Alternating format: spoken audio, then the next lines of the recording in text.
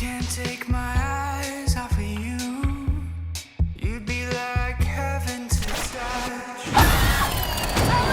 First question for you Yes? is about that mask. Can you Yes. tell me a little bit on settling on the right look? Was there any trial and error? And if so, can you kind of like walk me through the variations you considered? Oh my gosh, so many variations. Can't wait to show you all the different versions, as the kids say. We were going to homage. We talked about homaging the Miner.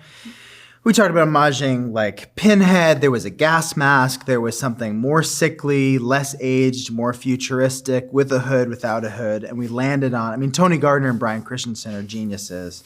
And once we always knew we wanted heart-shaped eyes. Once we kind of made them asymmetrical, and once, I don't know if it was Tony or Bryan, but someone at Alterian applied the kind of stitching to the forehead. And it was Chris Landon who said, let's smear blood across the mouth to just show some kind of oxidized age. That was where it really started to come together. And my contribution was these light up eyes. It was like, cool, so what if he already has this sort of tool belt of death, you know, my homage to Jason Lives, my fave. What else can we do to sort of separate ourselves from iconic killers? And, you know, if he's got weapons, why not take it a bit further? Give him night vision, Buffalo Bill. Very, very effective choice, but a great mask is only as effective as the person who is wearing it. So can you tell me a little bit about picking Alex to play HEK, and maybe if there were any, I don't know, parameters you laid out so that his movements felt consistent and like they came from a place of like purpose and having a motive? I didn't want to micromanage Alex too much. I just said, watch Jason Lives. And let me see what you do with it. Alex is he's a jiu-jitsu expert. He knows every type of combat. I don't know if he's a dancer, but he might as well be. So he already moves with this kind of elegance, and with that is an inherent sensuality.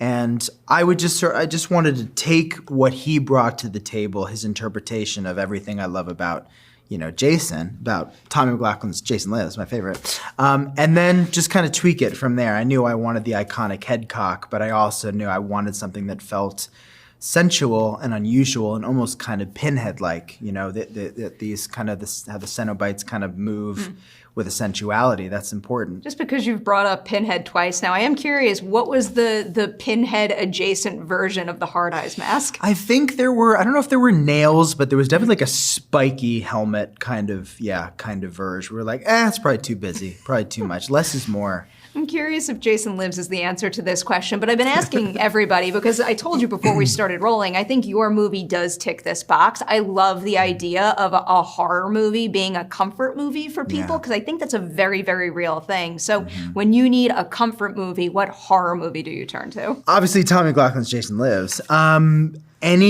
Almost any Jaws film, truly all the way through Jaws to Revenge. Said Jaws. Yes. I get it. It truly is. It also has the blue moonlight that you see in those great films. Not only, you know, every horror film from whatever, Jaws to Get Out, but you also see in movies like Sleepless in Seattle and My Best Friend's Wedding. But also anything Joe Dante. If you consider The Burbs, it's definitely more gateway horror for me, but that's a comfort watch. But Dream Warriors is also kind of up there. Ooh, so that's it's a tough. good one. It's tough. Dream Warriors, and obviously I had to tell Jordana and Devon, it's Final Destination. I got a bumper sticker that says Final Destination is my comfort movie. It's and still then the Faculty. so good, and the Faculty's still so good. Delilah. I had to not think about Delilah when I was working with her. I was like, I'm going to get too starstruck. I thought a lot about that. I won't go there just yet. I do want to ask you a little bit about tone here, because obviously you know what you're doing when it comes to balancing horror and comedy. So I'll give you a big, complicated two-part question about that. When it comes to striking the right balance, are there any parameters you follow that can apply to all of your films? But then also, can you tell me something uniquely challenging about hitting that right balance with this movie? Never get caught trying to be funny. That's my go-to. I learned it in acting school. I believe it was my improv teacher who mentioned it to us, because I was always the actor who would get up on stage and try and overdo it and outdo everybody, and the whole thing would kind of fall apart. So this movie would it lives and dies by the chemistry of the two leads. And we didn't know that Mason and Olivia would have the chemistry that they did. And we're so grateful that they do, because it's just as electric as Meg Ryan and Tom Hanks. And that's why it flies. So that was the big question mark.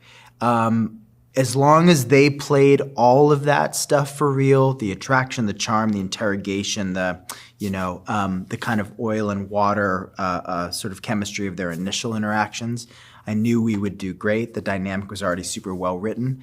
That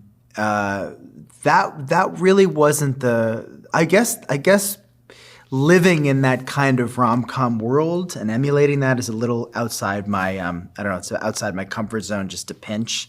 But I searched inside myself and remembered I was a kid that loved, My Best Friend's Wedding and Defending Your Life as much as Jason Lives by Tommy McLaughlin. I will say, though, I said that to their faces in their room before. I think their chemistry is just pitch perfect, and the success of this movie and just like earning the audience's heart hinges on it, and they're so good together. Yeah, it's paramount. Totally. We lucked out with them. Really, really special, the two of them. So I was telling you before, I had a question that I had come up with because of something Devon had said on Instagram, and I just really like the idea.